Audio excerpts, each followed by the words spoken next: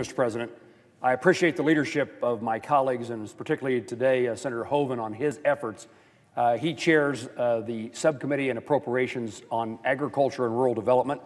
We're joined here by the senator from Nebraska, Senator Fisher, and the chairman of the Agriculture Committee, my colleague from Kansas, to highlight something that is potentially going to be absent from this legislation.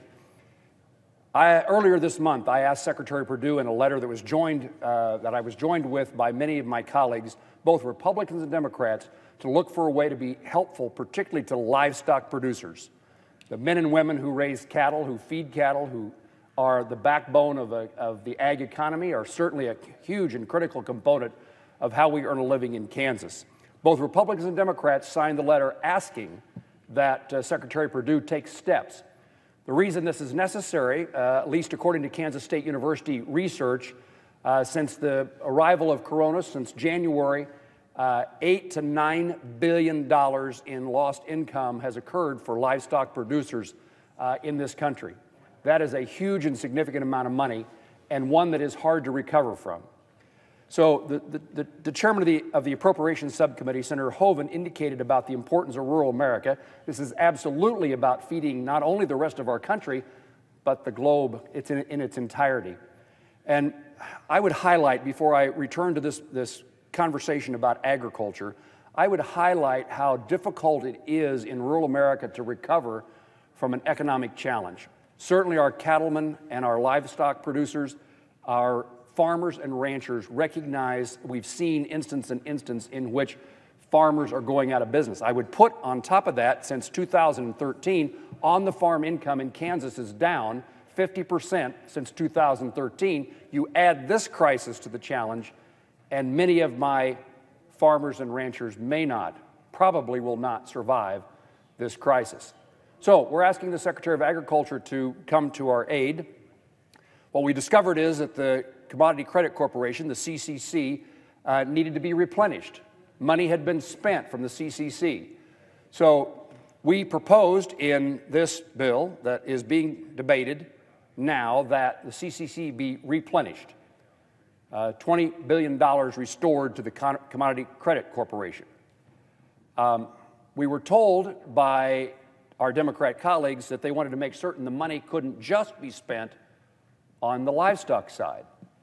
And so the provision in this bill, bipartisan agreement, certainly agreement on the side of all of us that we care about farmers as well as ranchers, and so we changed the language to make certain that the Secretary of Agriculture use CCC funds not only for livestock producers, but also for the cultivation, the crop side of agriculture.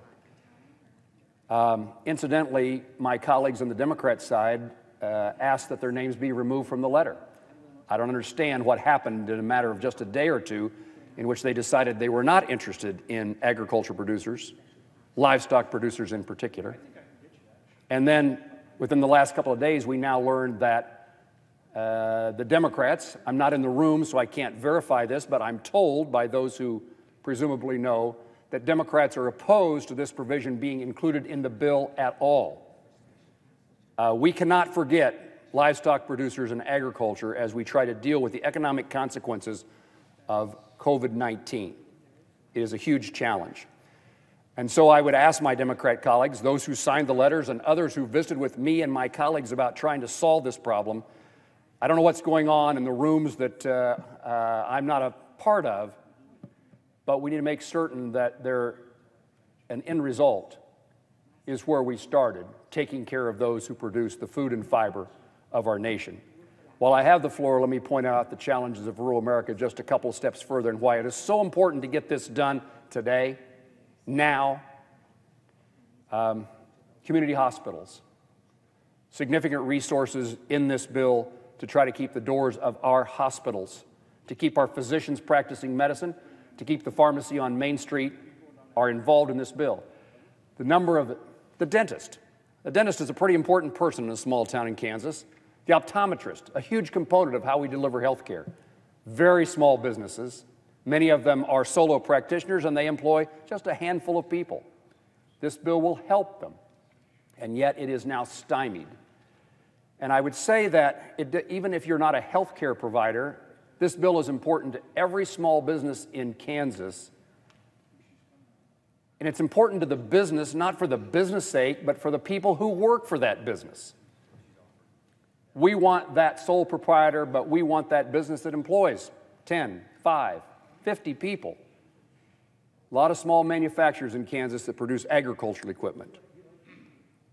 They are on the cusp of being put out of business, and what is so dramatic in rural America is if we lose a business, the chances of reviving it in the future disappears.